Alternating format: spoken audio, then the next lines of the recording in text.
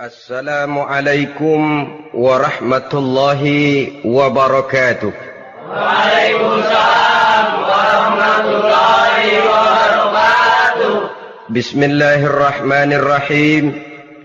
Alhamdulillahi rabbil alamin. Wassalatu wassalamu ala ashrafil anbiya'i wal mursalin wa ala alihi wa ashabihil mujahidin at-tahirin, amma ba'du.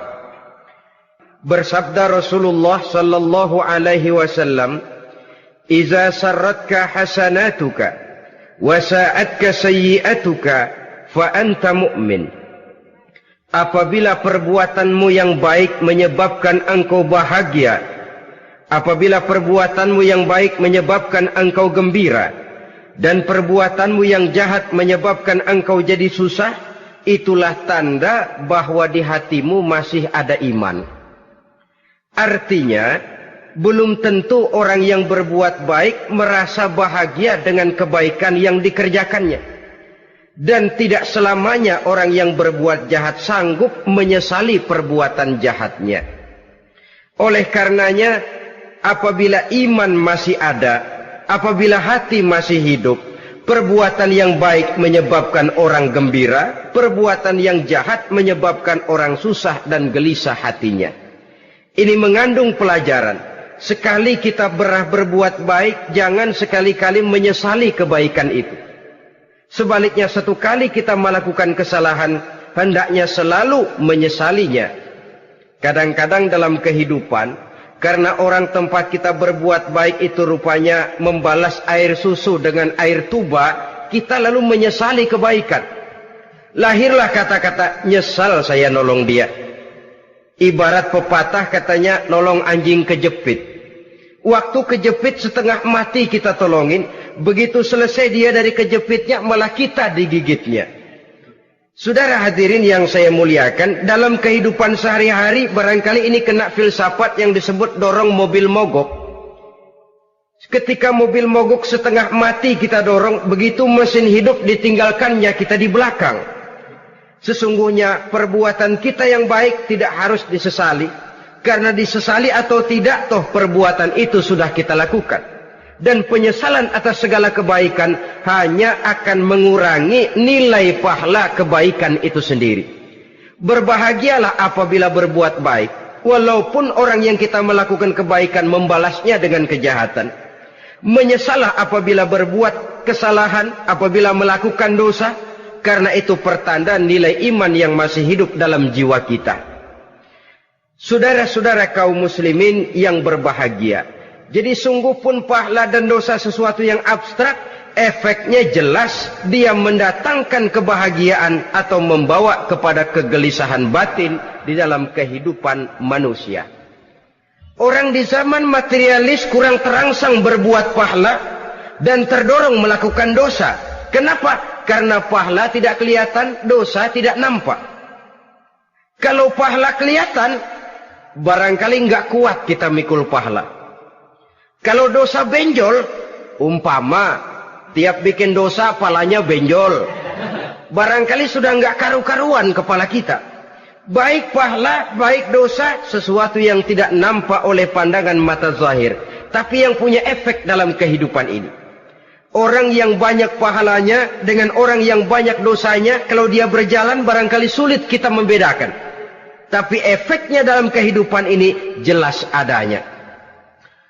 Sesuatu yang bernama pahala kita perlukan, karena hidup tidak berhenti hingga di sini.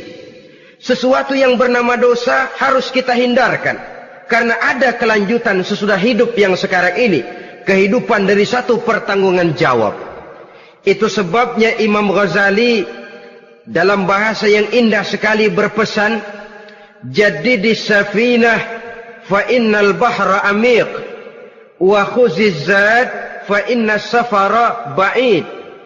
Perbarui selalu kapalmu, rawat, jaga baik-baik, dandani kapalmu, fa innal bahra amiq, karena sesungguhnya lautan ini sangat dalam. Satu bahasa yang indah dari tamsil terhadap kehidupan. Perbaiki kapalmu karena lautan ini sangat dalam. Artinya, jaga baik-baik hatimu. Pelihara iman dan keyakinanmu, karena hidup ini bagaikan gelombang lautan. Tempo-tempo air tenang, tempo-tempo ombak menggila dan menggunung. Jaga iman baik-baik karena hidup penuh dengan cobaan dan ujian. Itu maksudnya. Wa khuziz zad fa inna safara ba'id. Dan bawa bekal yang banyak karena perjalanan hidup ini sangat panjang. Perjalanan ini sangat jauh. Kita kalau pergi keluar kota tentu saja membawa bekal. Makin jauh kota yang akan kita tuju, makin banyak bekal yang harus kita bawa.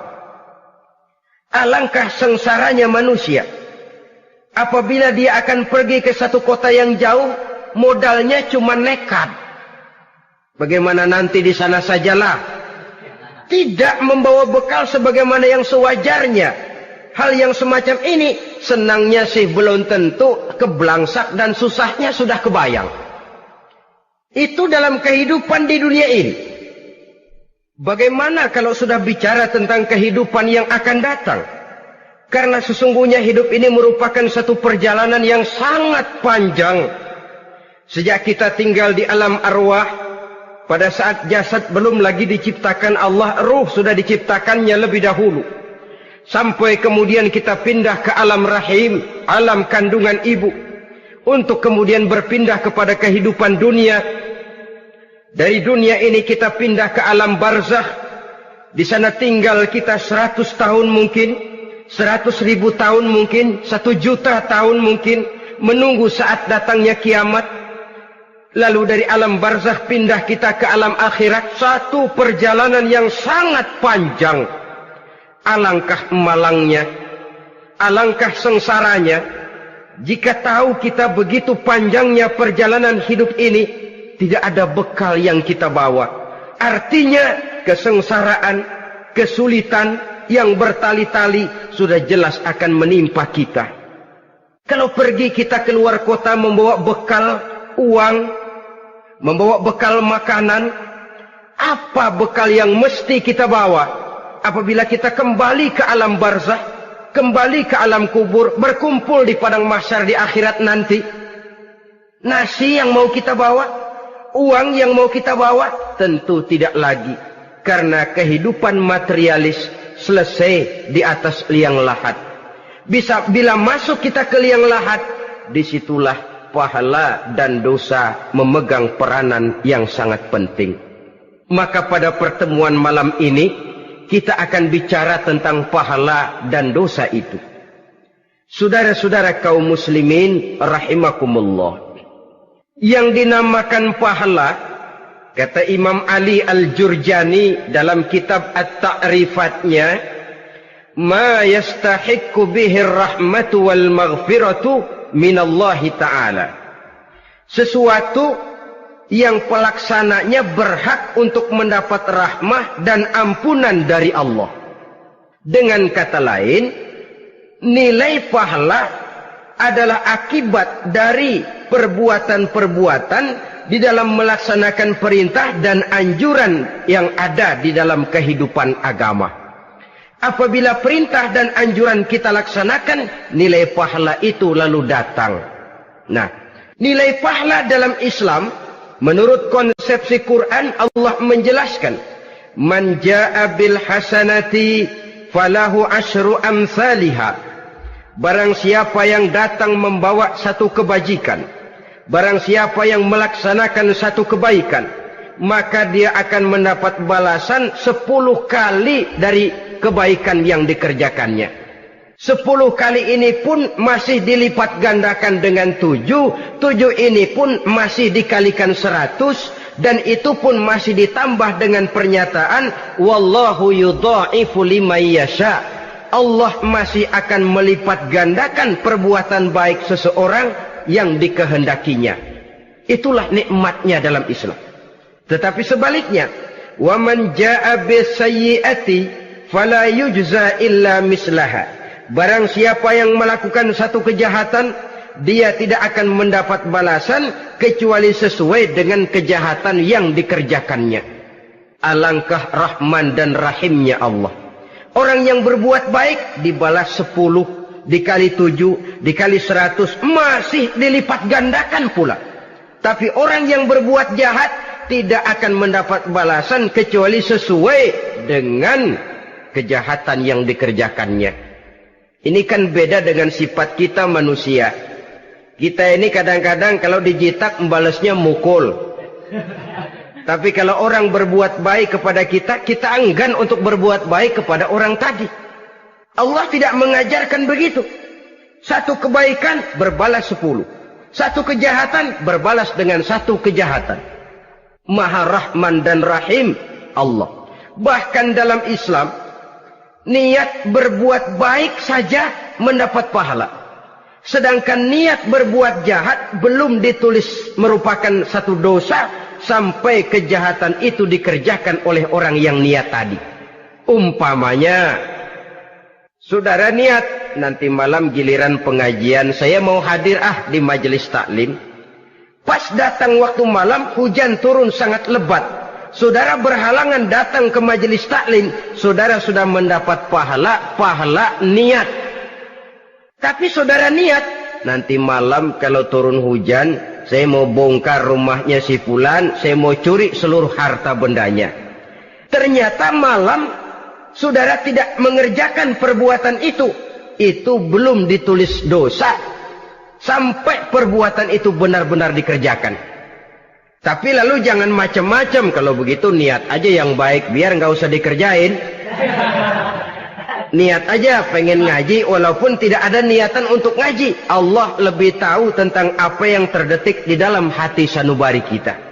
Itulah sebabnya sangat dianjurkan orang untuk melakukan segala macam kebajikan. Dan dianjurkan orang menjauhkan segala macam bentuk kejahatan. Karena dia akan berefek melahirkan dosa dan pahala. Dosa dan pahala itulah alat untuk memperoleh kebahagiaan di alam kubur, di padang mahsyar, sampai di akhirat nanti. Di dunia ini mungkin segalanya bisa kita beli dengan yang namanya uang. Keamanan kita bisa menyewa petugas untuk menjaga rumah kita. Kendaraan yang mewah bisa kita beli. Udara yang sejuk bisa kita ciptakan. Siapa banyak uang, dia raja. Mungkin itu di dunia. Tapi bisa apa uang kalau kita sudah masuk ke alam kubur? Bisakah munkar nakir kita sogok? Udah karkir, jangan nanya nih, cepet. Bisakah malaikat azab menyingkir dengan uang semir? Ternyata tidak. Untuk memperoleh kebahagiaan di sana, nilai pahala. Kesengsaraan akan kita dapat kalau kita banyak menumpuk dosa. Oleh karena itu jangan beranggapan, pahala nggak kelihatan, dosa juga nggak kelihatan, biarin saja. Yang tidak kelihatan ini pada waktunya akan memegang peranan yang sangat penting. Tapi tidak cuma untuk menghadapi hidup di situ, kita lalu harus berbuat baik dan meninggalkan yang jahat. Terutama juga di dunia ini. Toh pepatah bilang gajah mati meninggalkan gading, harimau mati meninggalkan belang. Apa yang akan kita tinggalkan setelah kita mati? Kita ingin jasad kita boleh hancur terkubur tanah, tapi nama kita ingin hidup terus, dikenang orang 100, 1000, bahkan 1.000.000 tahun yang akan datang. Ditulis orang dengan tinta emas dalam sejarah, tercatat kita sebagai orang baik-baik. Saudara-saudara kaum muslimin rahimakumullah. Lalu perbuatan apa yang bisa mendatangkan pahala itu? Saudara-saudara, semua perbuatan yang diperintah dan dianjurkan oleh Allah, yang dikerjakan dengan ikhlas hanya untuk mencapai ridho Allah, mendatangkan pahala.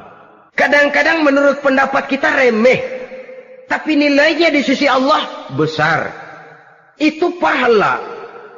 Menghitung pahala itu hak prerogatif Allah. Perbuatan yang ringan Allah mau berikan ganjaran yang besar, itu urusan Allah. Misalnya, kata Nabi, la tahkiranna minal ma'rufi syai'an. Jangan kamu menganggap remeh perbuatan baik walaupun kecil. Jangan merasa sulit melakukan perbuatan yang mengandung pahala. Bertemu dengan teman, muka kita cerah, berpahala. menyingkirkan duri di jalanan berpahala, menolong orang yang sesat, memberitahu orang yang bertanya berpahala. Tidak sulit kalau kita mau. Yang diperintah dan dianjurkan oleh agama itu perbuatan yang mengandung nilai-nilai pahala. Masalahnya cuma tinggal mau atau tidak dan dikerjakan dengan ikhlas. Bertemu teman mukanya cerah, pahala. Menyingkirkan duri di jalanan, pahala. Sedekah, pahala.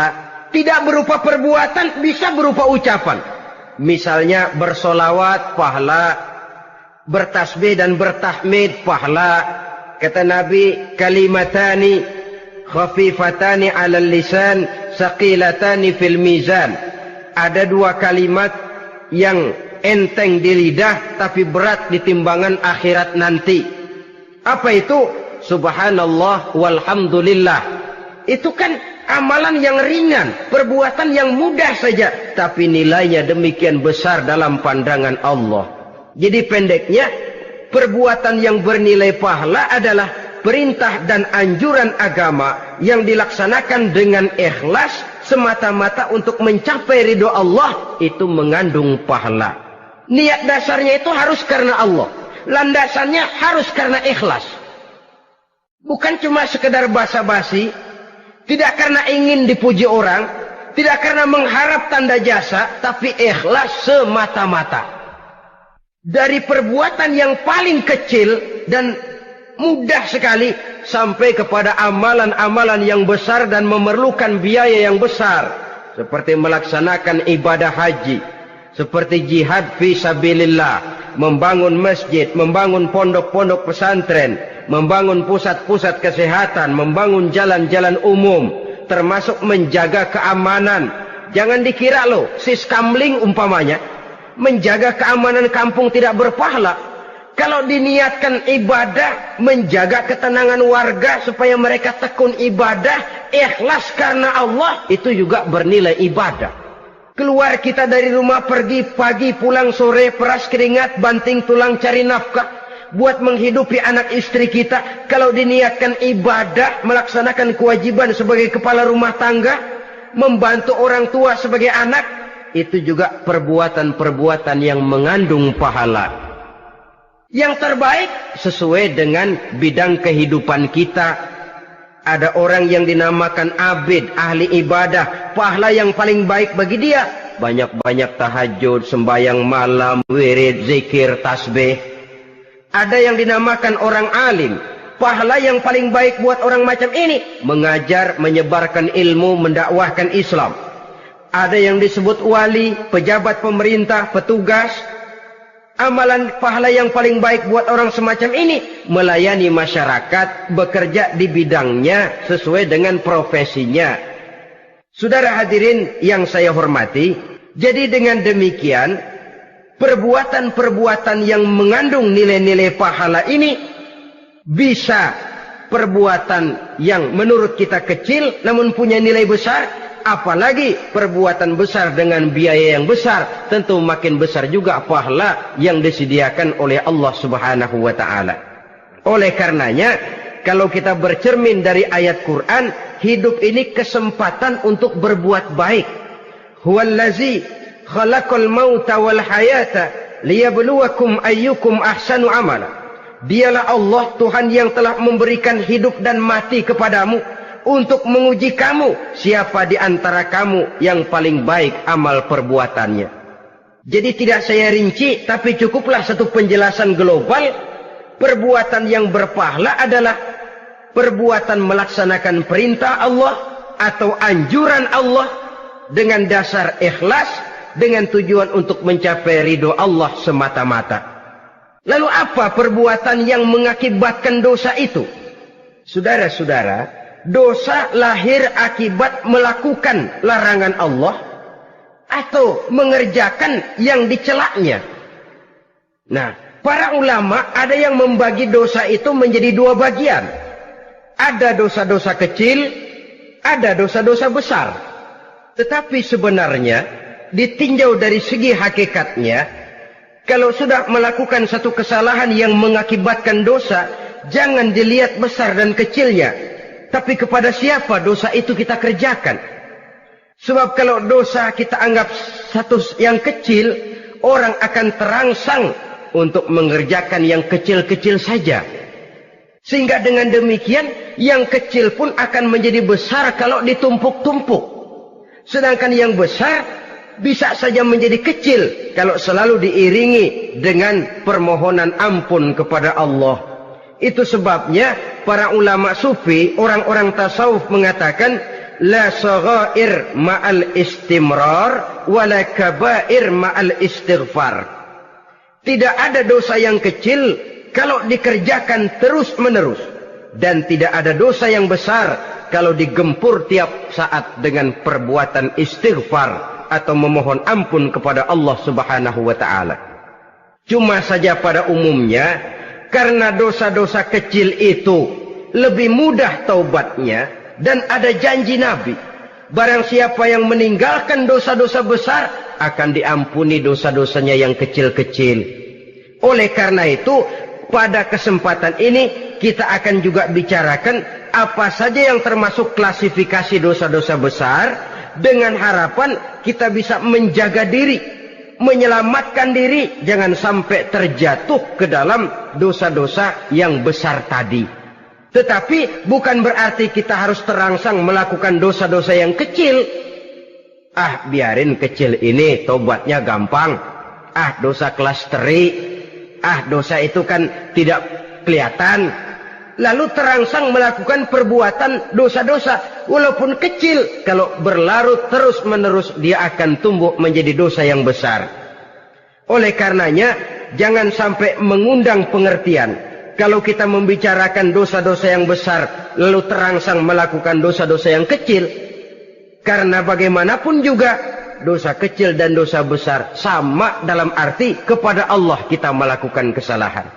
Dan dosa yang kecil pun kalau bertumpuk, dia akan menjadi banyak. Saudara-saudara kaum muslimin rahimakumullah, ada beberapa jenis dosa-dosa besar. Jenis yang pertama, asyirku billah, syirik atau menyekutukan Allah. Dari sekian deretan dosa-dosa besar, syirik ini merupakan bapak moyangnya dosa. Dedengkotnya dosa, itu syirik, menyekutukan Allah. Bahkan dosa yang lain Allah masih mau mengampuni. Tapi kalau sudah syirik, menyekutukan Allah, itu sudah satu dosa yang tidak berampun sama sekali. Oleh karena itu tepat pesan Imam Ghazali tadi. Jadi di safinah fa innal bahra amik. Jaga iman, pelihara akidah, dandani kapal. Karena hidup ini gelombang lautan sangat dalam, hidup banyak cobaan.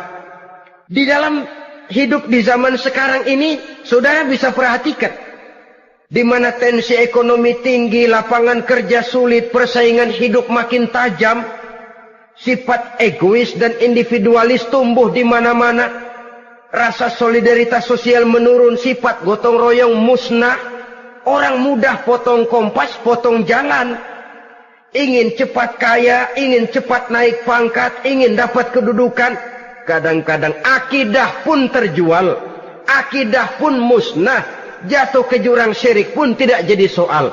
Itu yang kita khawatirkan. Kalau dosa-dosa yang lain Allah masih mau mengampuni, tapi kalau sudah jatuh kepada syirik, Allah sama sekali tidak akan memberikan ampun.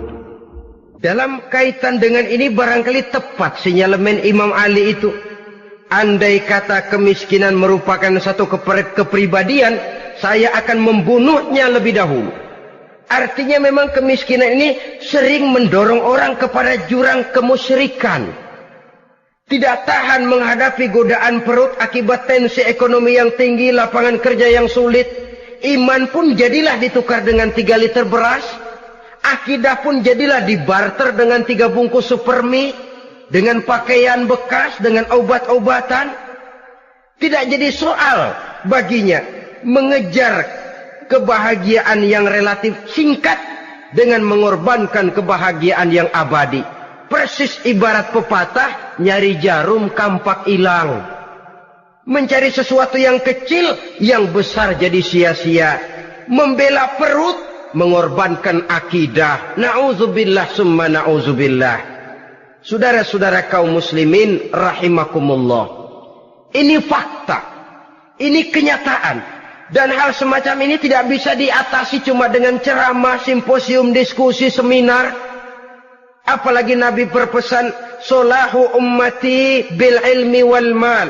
Umatku hanya bisa menjadi baik akidahnya dengan ilmu dan harta. Itu bahasa Nabi. Kalau bahasa kita sekarang, dengan ekonomi dan pendidikan. Ilmu, pendidikan, ekonomi, harta. Tanpa itu, sangat besar kemungkinan kita bisa menjual akidah terjerumus di lembah kemusyrikan. Maka terutama kepada saudara-saudara saya, muslimin yang terpencil jauh dari kota-kota besar, yang kadang dalam kehidupan seharinya imannya sering digoda oleh supermi, akidahnya sering ditantang oleh pembagian beras, pakaian-pakaian bekas, obat-obatan dan sebagainya. Jaga dan bentengi akidah kita. Lebih baik nyawa berpisah dari badan, asal iman jangan berpisah dari hati.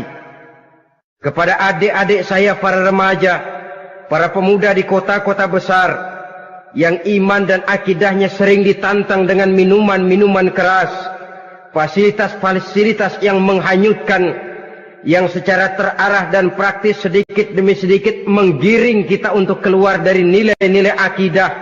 Hati-hati, jaga baik-baik, sebab intan paling mahal, mutiara paling berharga, tidak lain nilai iman ini.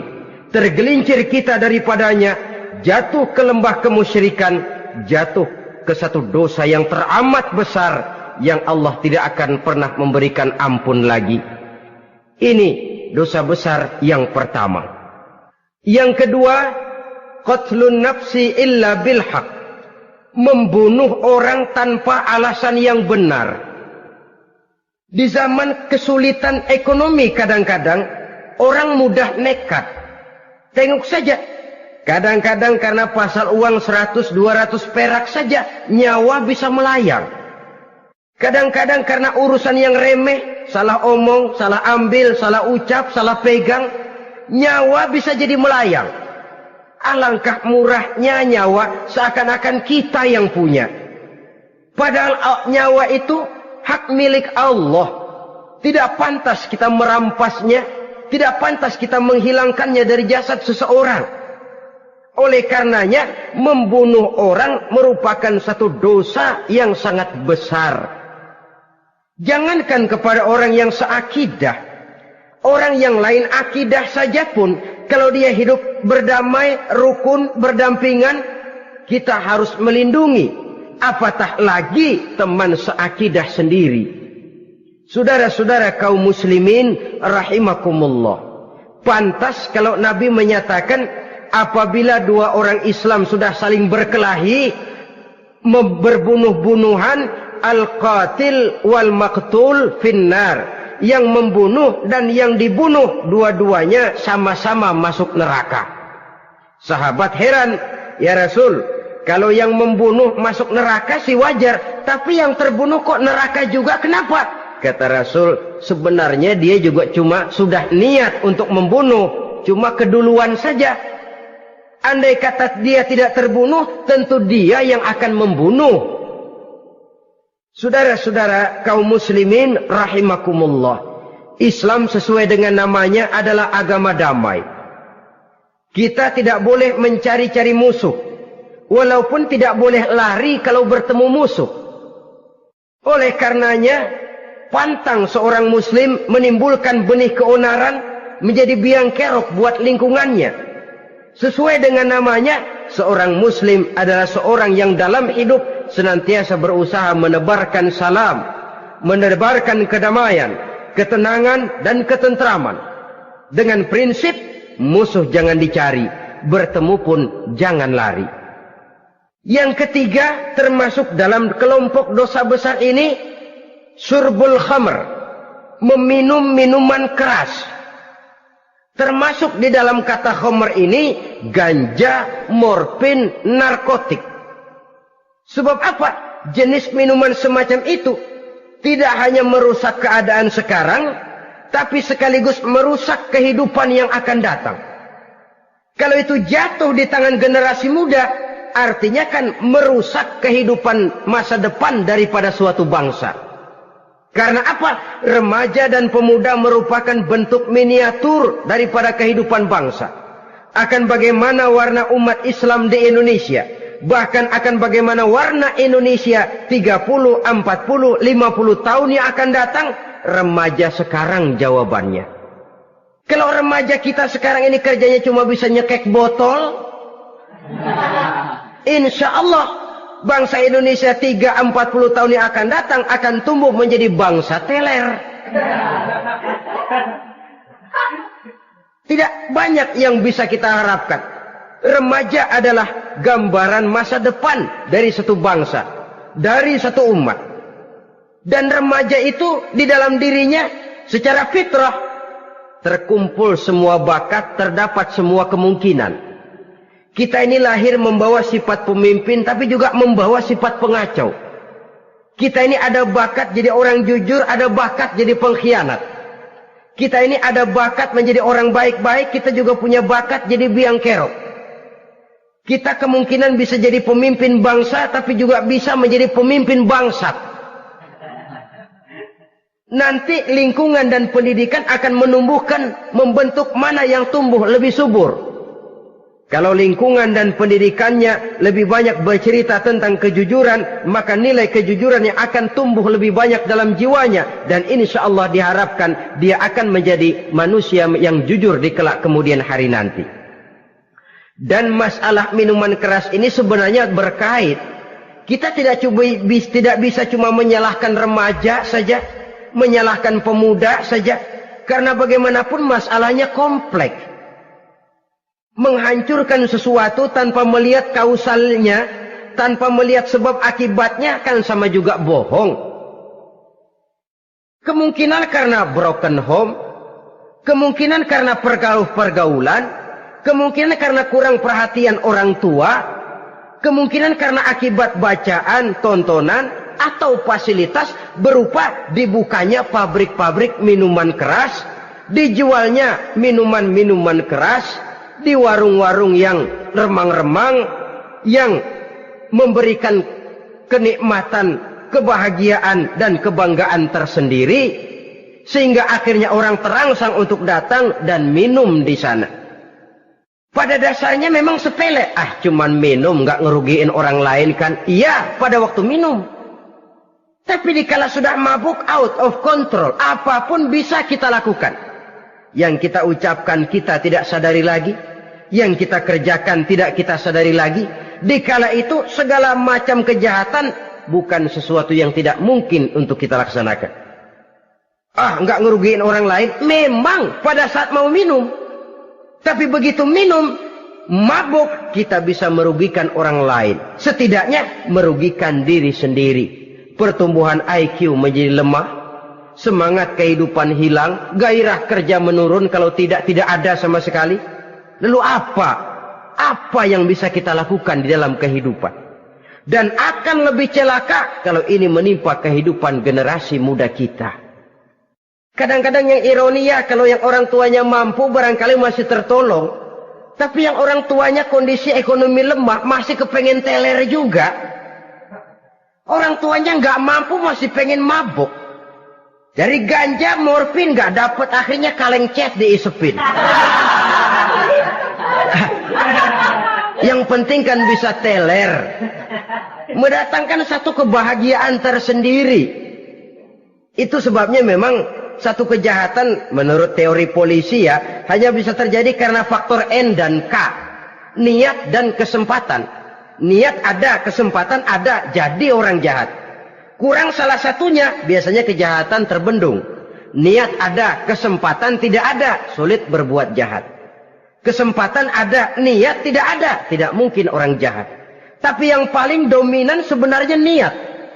Kalau niat sudah kuat, kesempatan bisa dicari. Kesempatan bisa diciptakan. Biar hansip nongkrong, ditungguin lengahnya. Iya biarin.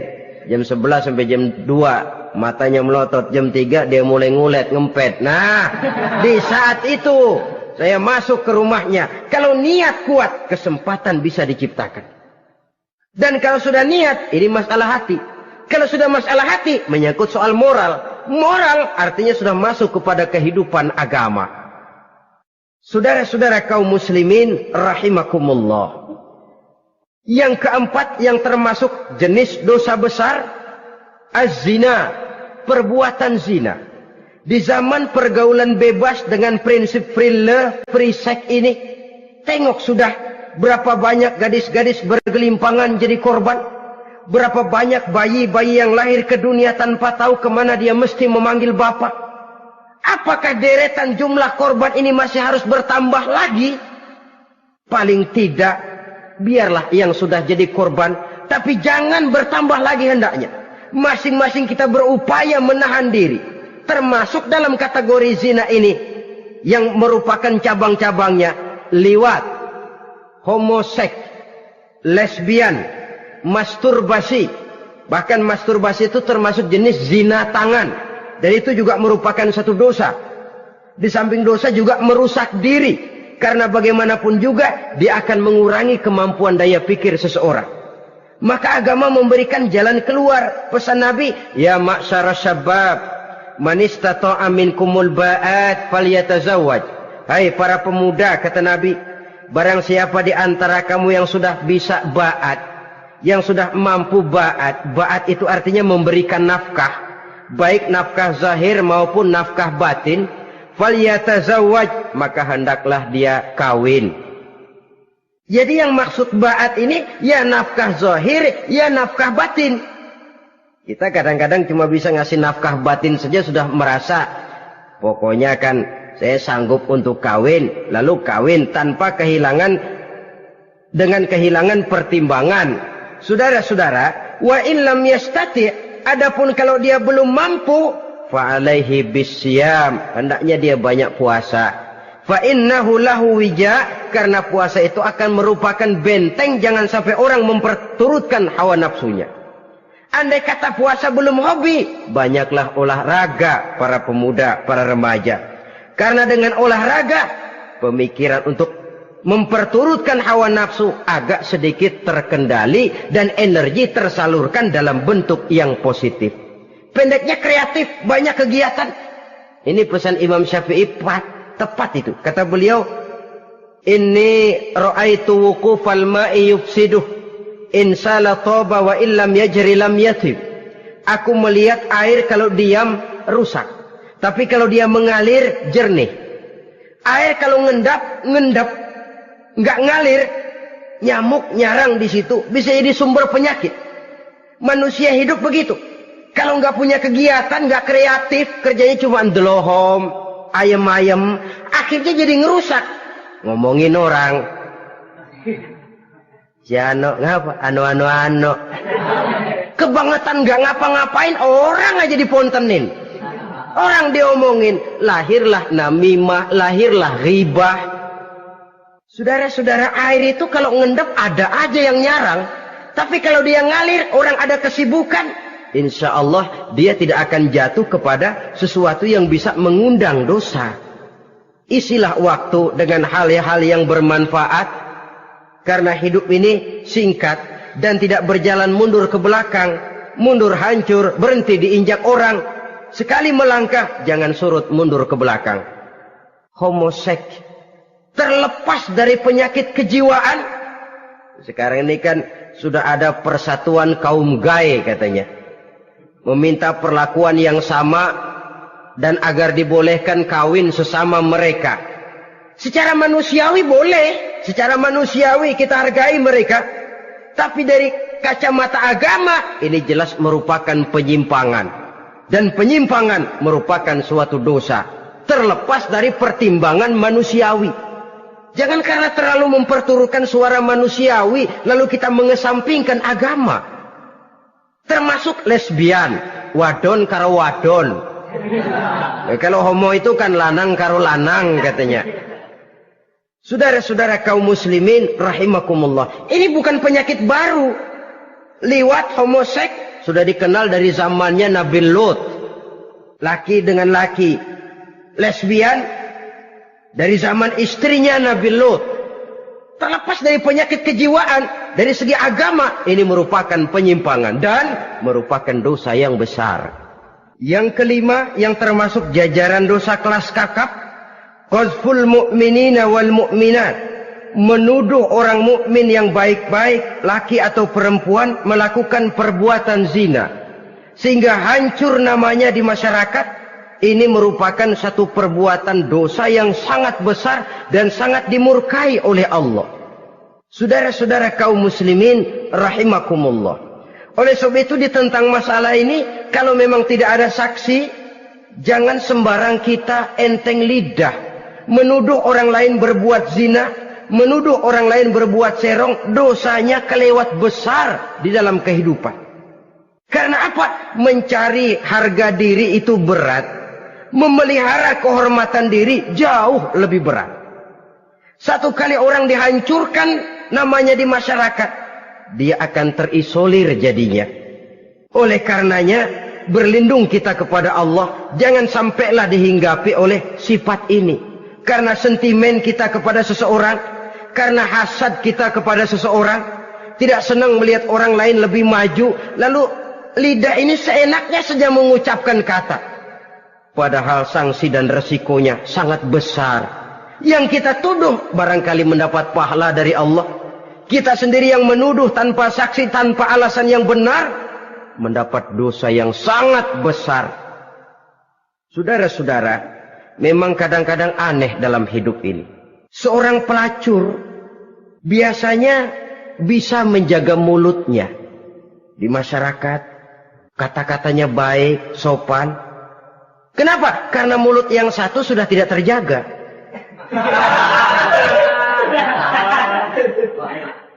Kita kadang-kadang kehormatan bisa kita jaga, tapi mulut tidak terkontrol.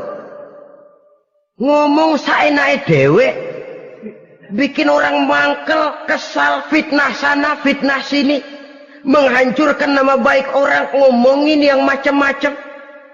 Bagai-bagai macamlah caranya. Saudara-saudara kaum muslimin yang berbahagia.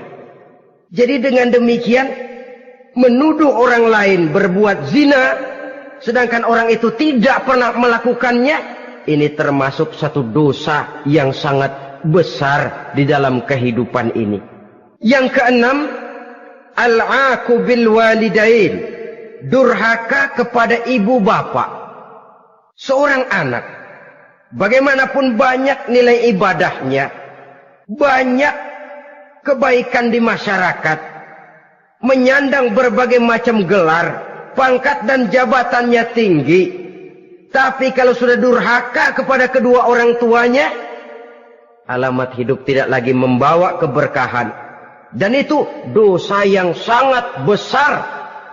Sampai Nabi sabdakan, ridho Allah ada di dalam keridhaan ibu bapak. Murka Allah pun ada di dalam kemurkaan ibu dan bapak. Walaupun belum tentu setiap kita orang tua, tapi yang jelas setiap kita adalah anak.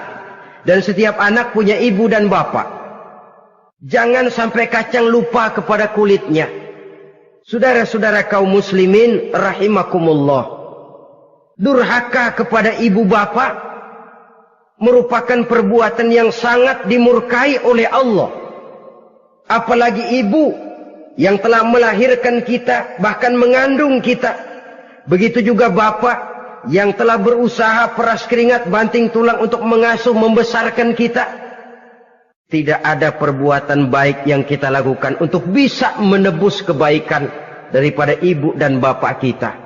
Setidaknya kalau belum bisa berbuat baik kepadanya, kepada keduanya, janganlah menyakiti hati keduanya. Itu saja dulu yang harus dijaga. Kadang-kadang sudah berbuat baik enggak, nyakitin melulu. Sudah nyenangin belum bisa, saban sehari nyakitin saja. Padahal kedua orang tua itu doanya manjur, sebagaimana sumpahnya juga bisa jadi kenyataan. Dan sering bahkan menjadi kenyataan. Sampai ibu bapak sudah wafat, sudah meninggal sekalipun, kewajiban berbakti masih harus terus dilakukan oleh seorang anak. Lalu yang ketujuh, at-tawalli yaumaz zahfi, berpaling pada hari pertempuran.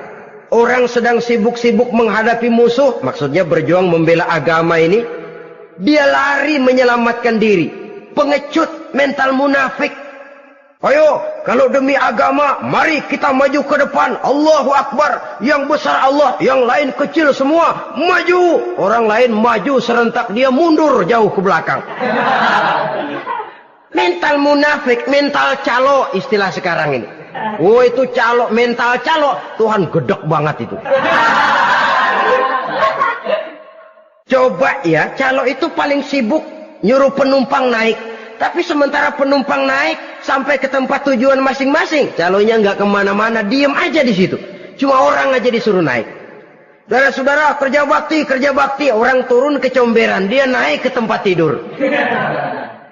Mundur di hari pertempuran, menyebabkan orang lain gugur, dia sendiri menyelamatkan diri. Mental pengecut, mental munafik, itu merupakan dosa yang sangat besar.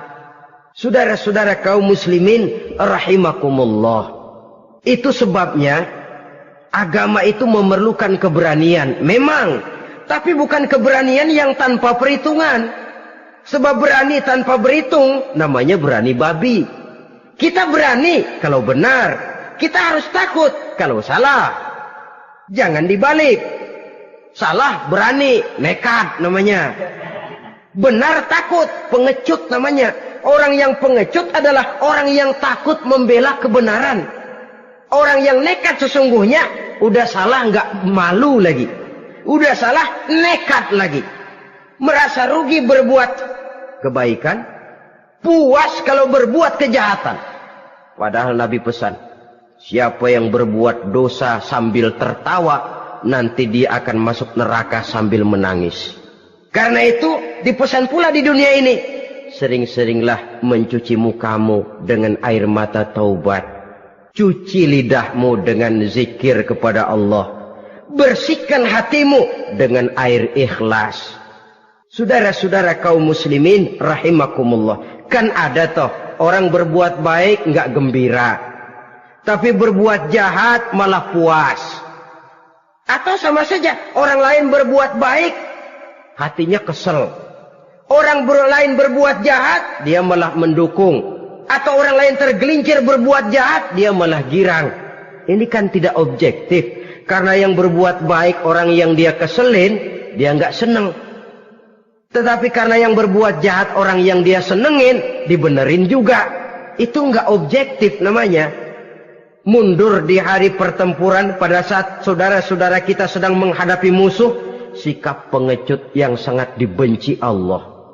Yang kedelapan, termasuk kelompok dosa besar, aklu malil yatim, makan harta anak yatim. Kadang-kadang ada orang mengeksploitir loh nasib anak-anak yatim. Karena biasanya para dermawan peka kalau mendengar nasib yatim, memberikan santunan. Si yatim belum makan, yang ngurusin udah pada kenyang. Mengeksploitir, memakan harta anak yatim termasuk dosa yang sangat besar. Sehingga Nabi pesan, ana wa kafilul yatim kahataini yaumal qiyamah. Aku dan orang yang menyantuni anak yatim seperti dua jari ini di hari kiamat. Rumah yang paling dimuliakan Allah adalah rumah yang di dalamnya ada anak yatim yang hidupnya dihormati. Hidupnya disantuni, keperluannya dicukupi. Maaf saja, tahap kita menyantuni anak yatim ini baru tahap setahun sekali. Kalau Muharram kita agungkanlah, kita besarkan. Lebaran yatim katanya. Kita kumpulkan dana, kita usap kepala yatim, kita kumpulkan beras. Kita bagikan hari itu. Perkara bulan depan kelaparan, kita tutup kuping. Perkara bulan berikutnya dia kelaparan, kita masa bodoh. Bahwa di bulan Muharram kita santuni yatim piatu itu sudah baik. Tapi akan lebih baik lagi kalau kita sanggup menjadi bapak asuh mereka, memikirkan sekolah mereka, ada kontinuitas. Kalau mereka diasuh oleh orang lain, lalu bertukar agamanya, berpindah akidahnya, kita ngomel habis-habisan. Tapi kita ada kemampuan, kita tidak mau berbuat semacam itu. Ya sama juga bohong namanya. Saudara-saudara kaum muslimin rahimakumullah. Orang yang menyantuni yatim mendapat pahala besar. Tapi orang yang mengkorup harta anak yatim, dosanya juga sangat besar. Berhati-hatilah kalau kita diberikan kepercayaan oleh masyarakat untuk mengurus anak-anak yatim. Karena pahalanya besar, resikonya juga besar. Yang ke-9, syahadatuz zur. Sumpah palsu. Sebab sumpah palsu ini menggunakan nama Allah untuk sesuatu yang tidak benar. Nama kita saja dibawa untuk yang tidak benar, kita jengkel. Nama kita dipalsukan untuk sesuatu yang tidak baik, kita kadang-kadang jengkel, tidak puas jengkel, menuntut melalui saluran hukum. Kenapa? Nama saya dicatut. Bagaimana lagi kalau nama Allah kita pakai untuk bersumpah, sumpahnya palsu, menguntungkan kita, merugikan orang lain, Allah murka betul. Maka sumpah palsu termasuk deretan dosa-dosa besar. Apalagi yang ke-10, aklur riba. Makan riba alias renten. Ini kan yang cepat mendatangkan uang. Kadang-kadang kalau yang bikin riba itu orang awam barangkali, ya masih kita maklumi. Kadang-kadang penyakit ini datang menimpa mereka juga yang kita kenal kebaikannya. Bahkan suka datang ke musola, rajin ke masjid kadang-kadang. Riba masih dimakannya. Karena cara cari duit paling enak. Duit utuh tambahnya terus masuk. Na'udzubillah summa na'udzubillah. Itu yang diibaratkan dalam perjalanan Mi'raj waktu Nabi diperlihatkan neraka. Orang perutnya sebesar rumah dililit ular. Diseret-seret itu hancur perutnya, dibulatkan lagi, diseret lagi, hancur lagi, dibulatkan lagi, terus menerus begitu. Dia berteriak, mengerang, mengeluh, mengaduh kesakitan. Nabi tanya, itu apa Jibril? Itu contoh dari umatmu yang suka makan riba Muhammad. Makan renten. Saudara-saudara, ini kan mencekik leher orang. Orang sedang kesulitan. Kelihatannya sih baik, menolong. Tapi di belakang menolong itu nyekek. Di belakang nolong itu nyekek. Dan nyekek itu sebenarnya tujuan utamanya. Orang yang menjalankan riba pada dasarnya tidak punya peri kemanusiaan kok. Kalau dia kelihatannya mau menolong, kelihatannya motifnya mencari untung di belakang itu. Jauh dari kemanusiaan. Yang ke-11 saudara-saudara, termasuk jajaran dosa besar itu qat'ur rahim.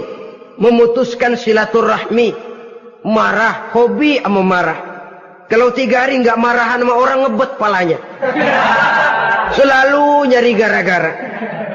Kalau udah marah berlaku perpanjangan waktu. Tahun, 2 tahun, kadang-kadang seumur hidup. Saudara hadirin yang saya muliakan. Apalagi mengurangi timbangan termasuk kelas dosa besar. Makan suap termasuk dosa besar. Semir menyemir dosa besar. Apalagi bunuh diri. Nah ini, bunuh diri dosa besar.